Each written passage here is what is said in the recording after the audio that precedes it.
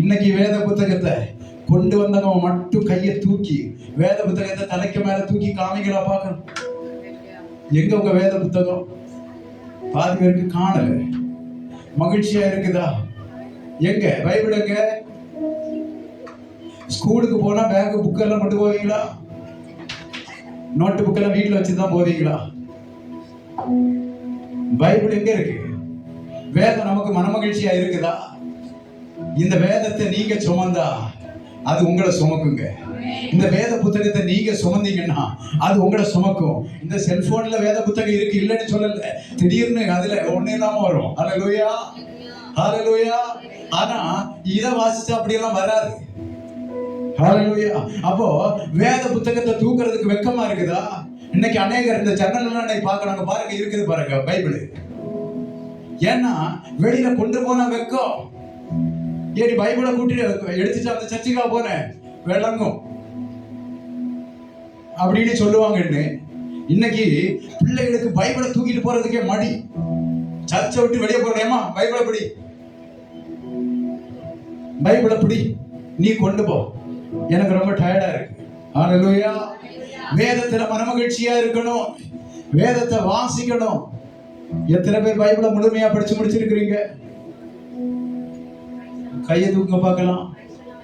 2 3 4 5 6. ஹல்லேலூயா. மகிழ்ச்சி இல்லையா உங்களுக்கு? உங்க காதல் கள்ள காதல் தானே? ஹல்லேலூயா, ஹல்லேலூயா. வேதம் மகிழ்ச்சியா இருந்தா நம்ம என்ன செய்வோம்? வாசிப்போம்.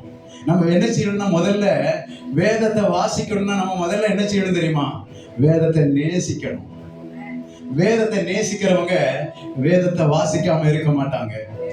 வேதத்தை வாசிக்கிறவங்க வேதத்தை குறித்து யோசிக்காம இருக்க மாட்டாங்க. ஹல்லேலூயா. அப்ப வேதத்தை நேசிக்கணும், அதுக்கு பிறகு வேதத்தை வாசிக்கணும், அடுத்து வேதத்தை யோசிக்கணும். ஹல்லேலூயா. 3 காரியத்தை செய்யணும்.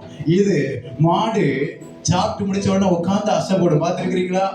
சாப்பிட்டதை மீண்டுமாங்க அது வாயில எடுத்து வச்சு அசை போடுற அனுபவம். அதை தான் வேதம் சொல்லுது. என்ன பண்ணணும் அப்படின்னா நம்ம வாசிக்கிறது மட்டும் இல்லை, நம்முடைய இருதயத்துல வேத வசனங்கள் நிரம்பி கிடக்கணும். ஹல்லேலூயா. இன்றைக்கு இருதயத்துல நிரம்பி கிடக்கிறது கெட்ட வார்த்தை. ஹல்லேலூயா.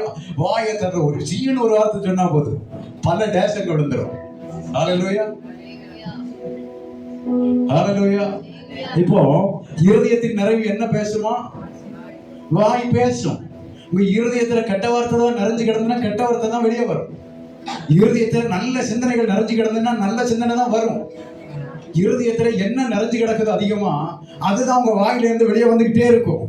இப்போ வேத வசனம் உங்க வாயில கிடக்குது அப்படின்னா, உங்க இருதயத்துல கிடக்குதுன்னா உங்களுக்கு மகிழ்ச்சியா இருக்குன்னா, நீங்க ஆண்டவரை நேசிக்கிறது உண்மைன்னா, கர்த்தருக்குள்ள மகிழ்ச்சியா இருக்கிறது உண்மைன்னா, நீங்க வேதத்தை வாசிக்கிறவங்களா இருப்பீங்க, வேதத்தை நேசிக்கிறவங்களா இருப்பீங்க, வேதத்துல மன மகிழ்ச்சியா இருப்பீங்க.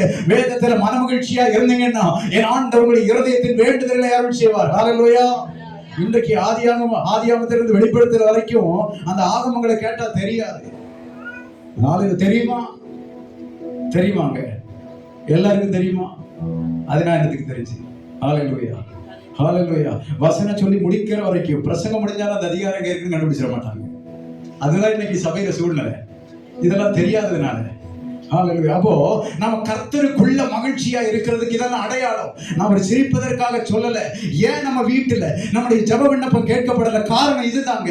இதெல்லாம் நம்ம வாழ்க்கையில தடைபட்டு இருக்கிறது. இந்த காரியம் எல்லாம் நம்முடைய வாழ்க்கையில இல்ல. இப்படி இல்லாத நேரத்தில் ஆண்டவரே எனக்கு அதை செய்யணும், எப்படி அவர் செய்ய முடியும்? அடுத்த காரியம் 7வது காரியத்தை வாசிச்சு பாருங்க.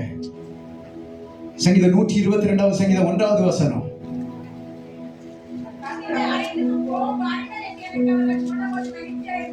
கர்த்தருடைய ஆலயத்திற்கு போவோம் வாருங்கள் என்று அவர்கள் சொன்னபோது மகிழ்ச்சியா இருந்தேன் என்று வேதத்துல சொல்லியிருக்கு. இப்போ கர்த்தருடைய ஆலயத்தை குறித்து நமக்கு மகிழ்ச்சி வர வேண்டும்.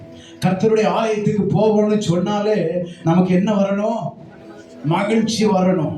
மகிழ்ச்சியா இருக்கணும், சந்தோஷத்தோட வரணும், ஆயத்தப்படணும்.